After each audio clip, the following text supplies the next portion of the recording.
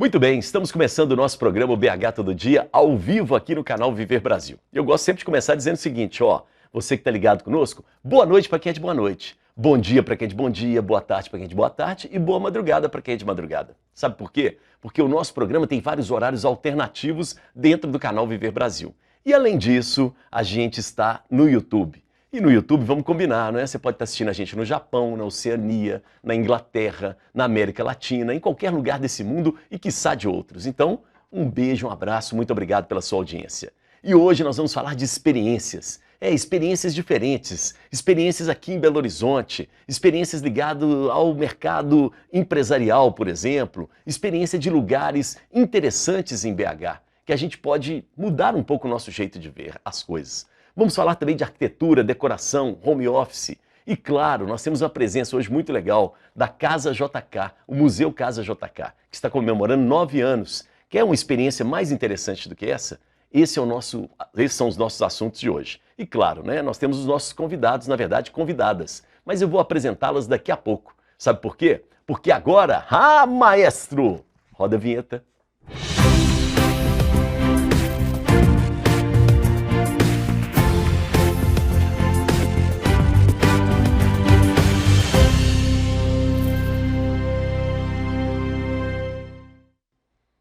Muito bem, início do programa eu sempre te chamo ali para o meu Instagram para a gente se conhecer um pouco melhor, bater um papo. Vai lá, @elias.sunshine. Sunshine mesmo, o sol nasce para todos e todas. Então, sunshine para você, combinado? E tem também as redes sociais do nosso canal Viver Brasil. E aqui no canal Viver Brasil eu destacaria 2 redes sociais. Primeiro o Instagram do canal, o Instagram Canal Viver Brasil. Lá você vai ver fotos, imagens em movimento, novidades do nosso canal. E uma coisa que todo mundo gosta, os bastidores de um canal de TV. E aí você vai descobrir que sem fita crepe não tem televisão no Brasil, combinado? Lembrando também que nós temos uma outra rede social, que é o Twitter. E o Twitter ali o bicho pega, né? As pessoas polemizam e tal, e a gente sempre coloca uma pergunta, uma enquete toda semana. Semana passada nós colocamos a nossa enquete, daqui a pouco a gente vai mostrar o resultado aqui para você, que fizemos perguntas, a respeito dos 200 anos da independência. O Brasil é um país feliz? Sim, 35%, não 65%. Estamos precisando conversar mais sobre isso, sobre o Brasil e sobre felicidade. E aí trocamos a ficha toda segunda-feira, a gente coloca uma outra enquete. A enquete é essa que aparece aí para você. O cliente, tem sempre razão?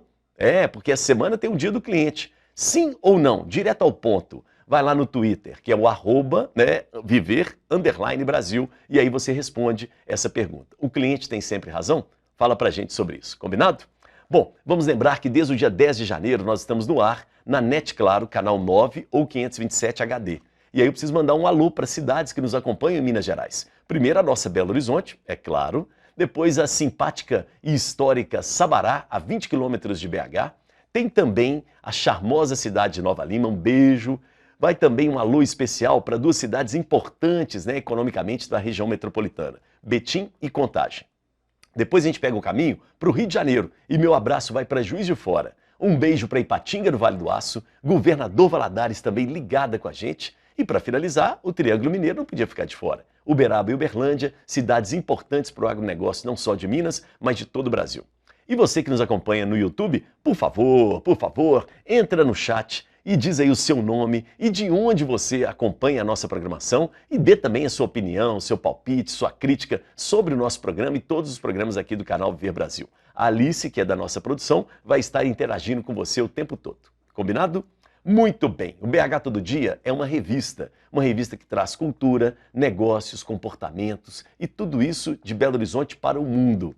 E é claro, gente, para a gente compor uma revista, o que a gente precisa? A gente precisa de gente. Pessoas, personalidades, narrativas, histórias, para que a gente possa sair com conhecimento, para que a gente possa sair com os horizontes bem ampliados a partir das nossas discussões. E é por isso que temos as nossas convidadas de hoje. Eu começo por ela, que é gerente de operações em BH da Bora Experiências, que está indo para São Paulo, inclusive. Estou falando da Marta Faria. Obrigado pela presença, viu, Marta? Obrigada a vocês. Um prazer estar aqui. Seja bem-vinda. Obrigada. Muito legal. Ao lado dela, no nosso palco, onde as nossas estrelas se encontram, a gente tem o prazer de receber a arquiteta, que é do escritório da Lark Arquitetura, ela que é neuroarquiteta. Quando coloca neuro, eu fico morrendo de medo. Porque eles pesquisam a gente, pesquisam o comportamento e fazem aquilo que a gente gosta.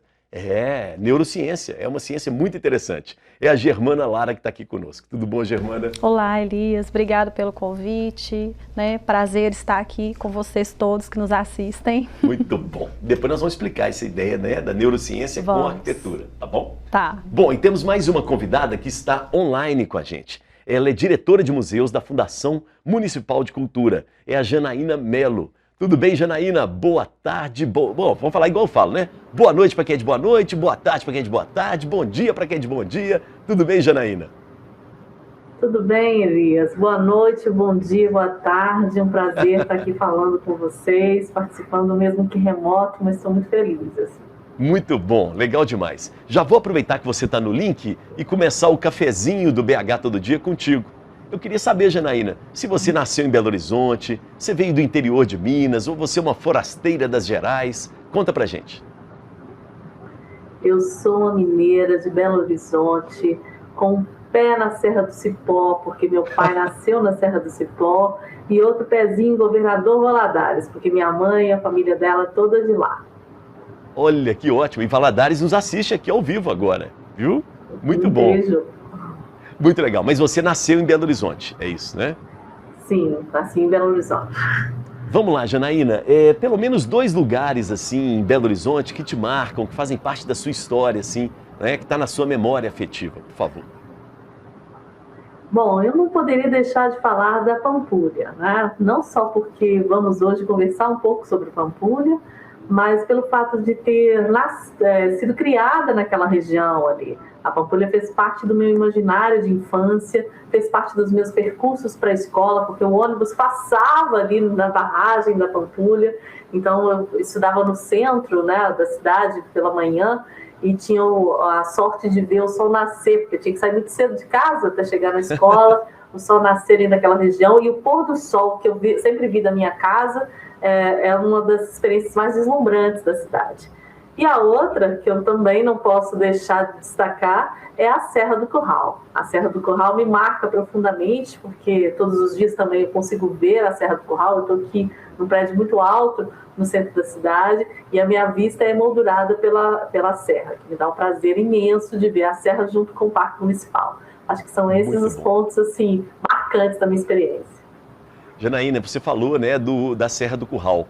Infelizmente a gente teve um incêndio, né, agora no final de semana na Serra do Curral, e nós precisamos cuidar da serra, né? Preciso a gente resolver essa questão de vamos ou não vamos, né, preservar a Serra do Curral. Então, né, vamos lembrar disso, né, Janaína? Vamos preservar, né? É um patrimônio de todos nós, constitui o imaginário da nossa cidade e tem todo o contexto de preservação ambiental, né?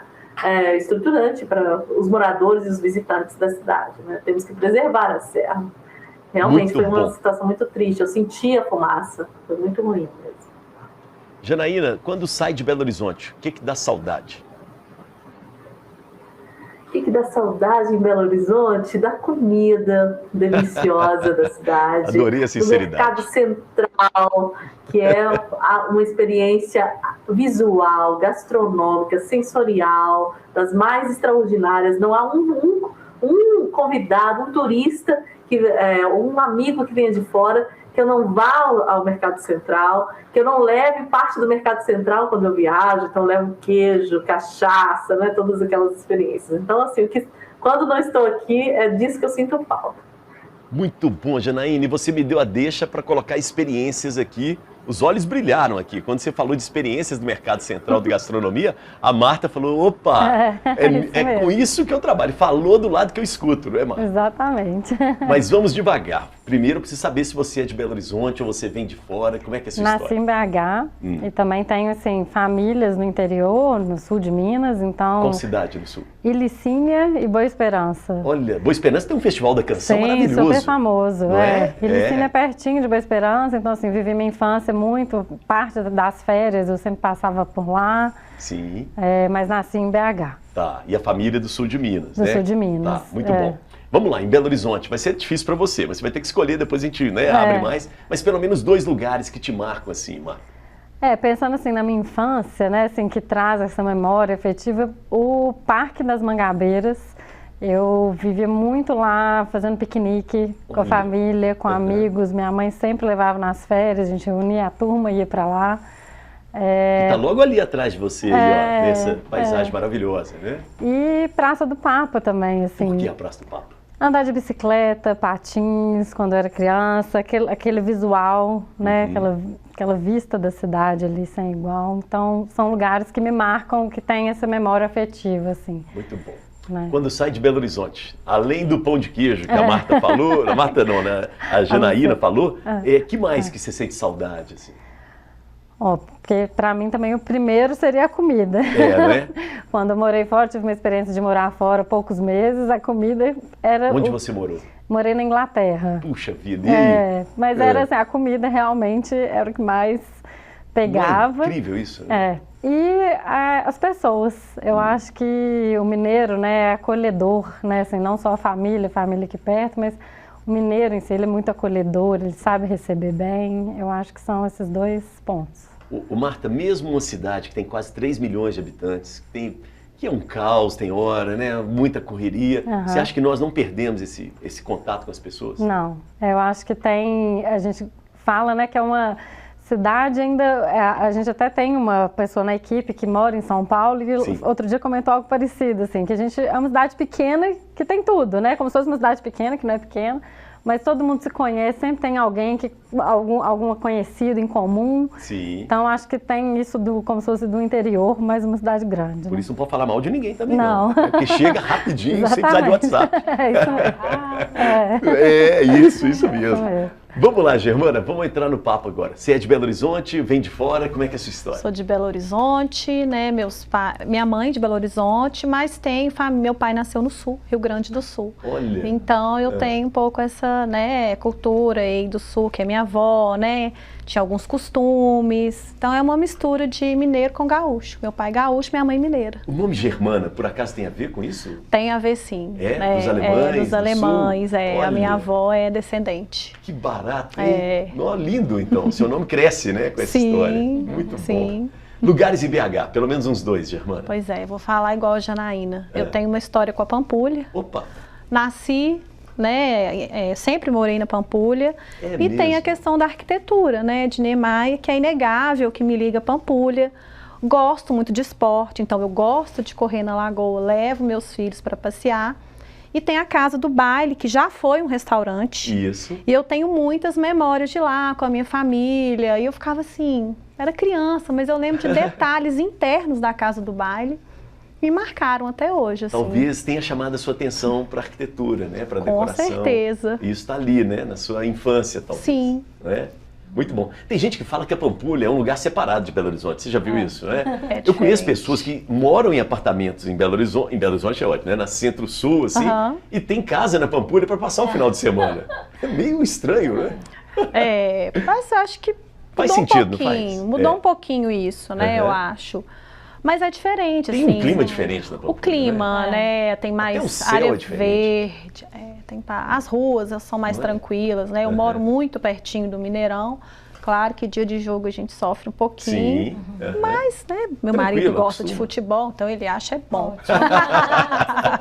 Não precisa pegar trânsito. Muito bom. Quando sai de BH, né? Que lugar? Bom, você falou da Pampulha. E o outro lugar de Belo Horizonte que te marca? Praça da Liberdade. Fiz faculdade ali no Isabela Hendricks, então a gente permeava andando ali, já vendo aquelas construções, e eu adoro o museu ali, o CCBB. Sim. Adoro aquele lugar, eu me sinto assim, eu tenho uma sensação que eu tô até fora de Belo Horizonte, quando eu vou naquelas exposições, quando tinha o Café com Letras lá, fiquei saudosa, aquele piano, era a experiência que eu sinto falta. Que barato. E é interessante porque ali tem vários museus, mas você destaca o Centro Cultural Banco do Brasil. Destaco.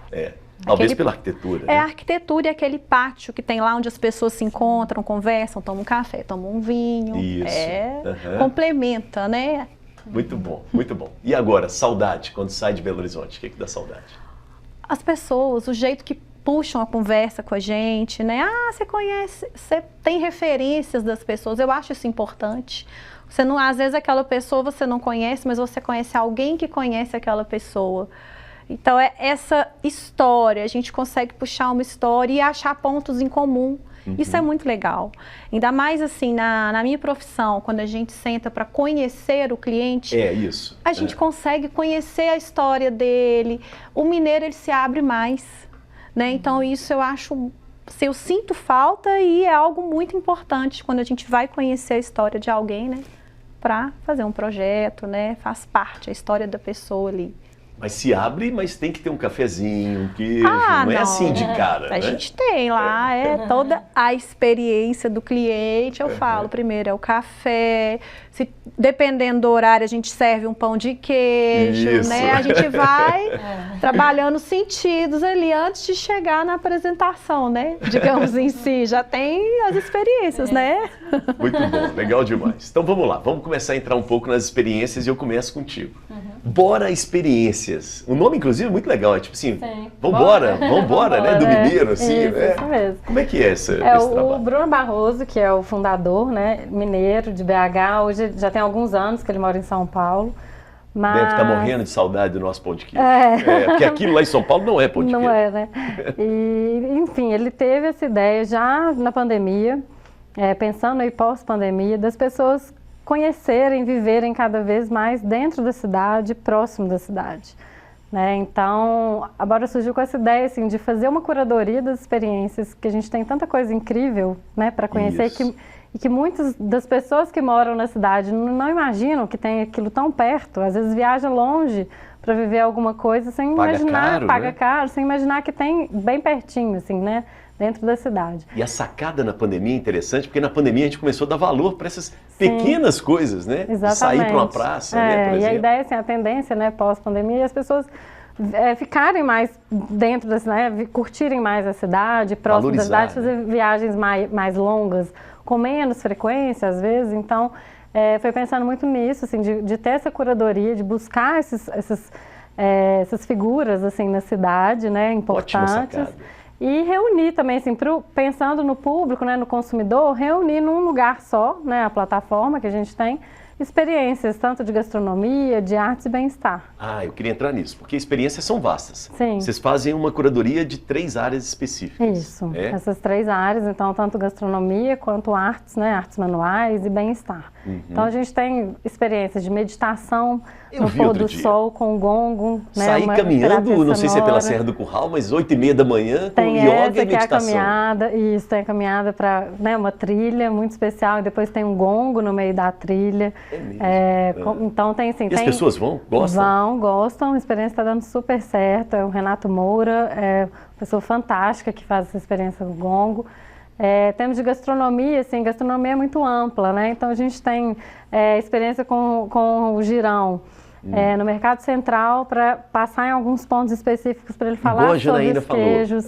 Isso, para falar, ele é o especialista, né, em queijo, então ele vai falar, vai dar dicas e falar sobre curiosidades do mundo dos queijos. Sentir o cheiro, o sabor do queijo, né, ali dentro do mercado, aquela confusão. Exatamente, então ele passa em alguns pontos ali para as pessoas e degustam também esses queijos, até aprendem como fazer uma tábua de queijo com quais castanhas que você pode fazer, aquele mix, então é bem bacana. E tem workshop de cafés especiais para você aprender a fazer esses cafés em casa, jantares com chefes renomados, harmonizados, com vinhos, enfim, com alguma bebida. De artes manuais a gente tem de cerâmica, com a Thaís Mor, que ela tem o curso para iniciantes, para aprender a fazer cerâmica. Tem bordado? Tem bordado, para iniciantes também. Então, assim, são terapias, né? Isso. Que as pessoas Segura aí, Marta. Falou em bordado. Deixa eu colocar a Janaína no papo, porque vocês, né, Janaína, vamos falar primeiro, né? Você, né, tá presente aqui para a gente falar um pouco do aniversário desse museu, que é a Casa JK, não é isso? Exatamente, Elias. E desculpa, me escapou o nome dela, que acabou de sinalizar, a Marta, a experiência da Pampulha, né, das casas de lazer, como casas de lazer. Nós estamos falando de um museu que foi criado como uma casa de lazer do Juscelino Kubitschek, que hoje está celebrando o aniversário também, né? Peraí, essa casa foi construída por Oscar Niemeyer para Juscelino como uma casa de campo. Olha só, eu não sabia. Na década de 40. Sim. Tá vendo aquilo que a gente falou, né, Germana? Que interessante. E aí, uma casa muito... Desculpe, é uma casa muito preciosa, porque tem um ponto de vista extraordinário que dá para exatamente ver todos esses destaques da arquitetura que estávamos falando agora mesmo, né? Então, da casa JK, é possível ver o Museu de Arte da Pampulha, é possível ver a igrejinha e todos os pontos ali da orla, né? Puxa vida, agora eu fiquei pensando, será que o JK pediu isso, né, para o Niemeyer, essa possibilidade de ver, né? Aquilo que a Germana estava falando, o cliente, né? Escolheu o lugar. Escolheu o lugar. E tinha um projeto inicial para a casa que foi desconsiderado, porque ele pensava numa outra proposta, e o Niemeyer construiu um projeto absolutamente único e inovador para Belo Horizonte nos anos 40, que tem um telhado borboleta. Um telhado borboleta, normalmente os telhados são assim, né, Elias? Isso. O telhado da Casa Kubitschek, do Museu Casa Kubitschek, é assim. Que faz uma forma de borboleta, né? E por que fez isso? Porque ele queria ter a visão da lagoa dos fundos da casa. E se fosse um telhado dessa forma, seria impossível ver a lagoa dos fundos, né? Mas e aí, o Niemeyer fez isso ou não? Fez, a casa tem o telhado borboleta. O telhado da casa tem essa tem sempre caída, razão, então né, é uma coisa Germana? muito peculiar. Você sabia disso, Germana? Do telhado, sabia. Do telhado borboleta? Sabia. Olha só, que interessante. Vamos falar dos bordados? Eu estava falando com a Marta de bordados. Vocês têm ocupado aquela casa com bordados. Como é que é essa história, hein? Sim, Elias. Desde 2017, o Museu Casa Kubitschek foi inaugurado em 2013, né? E está celebrando 9 anos. Mas desde 2017, o museu desenvolve um projeto chamado Bordando Memórias. Esse projeto consiste em convidar bordadeiras da cidade para se reunir nos jardins do museu, uma vez por mês, num sábado de manhã, nesse mesmo jardim que é possível ver a Lagoa da Pampulha, acima do telhado borboleta, para bordar juntas. E o que elas bordam? Elas bordam numa perspectiva de pesquisa e de relação com o jardim, que é um projeto do Buller Marx, com o acervo de mobiliário da casa, com o processo de inventário das aves que habitam ali a Pampulha, as aves migratórias, as aves locais. E durante a pandemia, Elias, elas bordaram por um grupo de WhatsApp a casa que mora nelas. Já que elas não podiam visitar a Casa Kubitschek, elas então bordaram essa casa a partir das memórias. E todo esse processo, todo esse trabalho que foi desenvolvido pelas bordadeiras, são mais de 80 bordadeiras que participam do programa, hoje está apresentado numa exposição chamada Tramas, Processos Educativos da Pampulha, que celebra exatamente o aniversário do museu. Parabéns, bela iniciativa, muito bom. Eu fiquei curioso, assim, aquela casa que mora na gente. Vamos colocar a decoradora, a arquiteta e a neuroarquiteta. Esse negócio é complicado, viu? No papo. Vamos lá, primeiro vamos explicar o que é a neuroarquitetura, hein, Germana? Tá. A neuroarquitetura, ela estuda como que o nosso cérebro se comporta, né, dentro dos ambientes construídos ou não. Então, por exemplo, como que a gente se comporta a estímulos, né? Então, vamos supor o tipo de luz, né, o que ele pode fazer, né? Como que, por exemplo, né, visualmente, o que ele pode fazer na questão dos nossos olhos, texturas, né? Cores. Na verdade, temos os nossos sentidos, né? Isso. A gente, né? A visão, a gente é sensorial. Então, por exemplo, você quer uma pessoa que tem, às vezes, um déficit de atenção, você vai evitar estímulos para aquela pessoa. Então, a gente o ambiente pode ajudar nesse sentido. Pode ajudar. Ou atrapalhar. E ao contrário, né? Então, por exemplo, pessoas idosas, elas precisam ser estimuladas. A gente está fazendo uma reforma agora de uma senhora. Sim. Então, falei, vamos trabalhar a textura no banheiro dela. Ela precisa ter estímulo sensorial. Olha, que interessante A isso. iluminação também, ela influi, né? A questão, por exemplo, home office, né? Então, a neuroarquitetura, a gente já sabe que a gente tem aquele nosso ciclo circadiano, que é o tempo que a gente... É o dia, a noite, como a gente vê, né? E a neuroarquitetura veio também dessa questão para desmistificar de que a luz branca, que é a luz boa para escritório. E não é, porque o que acontece? Ela tem um espectro, aí uma área mais técnica, né? Por favor, vamos lá. Mas então ela tem mais luz azul no espectro dela. Nos deixa o quê? Em alerta. O que isso provoca? Insônia. Olha. Você passa a não perceber quando o dia está escurecendo. Você manda uma mensagem para o seu cérebro, olha, fique em alerta. Com o passar do tempo, insônia, perda de produtividade. Nossa, e às vezes um detalhe é a luz, né? A luz e muita branca. gente fala assim, não, vou colocar a luz branca na minha cozinha. Pra iluminar bem, né? Gente, não faça isso. Olha. Isso a gente já tem estudos mesmo, comprovação científica de que isso não é benéfico. E além disso, não é confortável, né? Não é uma luz aconchegante. Né? É um mito achar que a luz branca ilumina mais. Não, então... Ótimo. Muito bom, Germana. Nós temos que ir para o primeiro intervalo, mas foi ótima essa colocação dela, porque isso tem a ver com a experiência do indivíduo naquele ambiente, não é? A gente vai para o intervalo, voltamos daqui a pouco com mais BH Todo Dia. Maestro, nossos comerciais, por favor.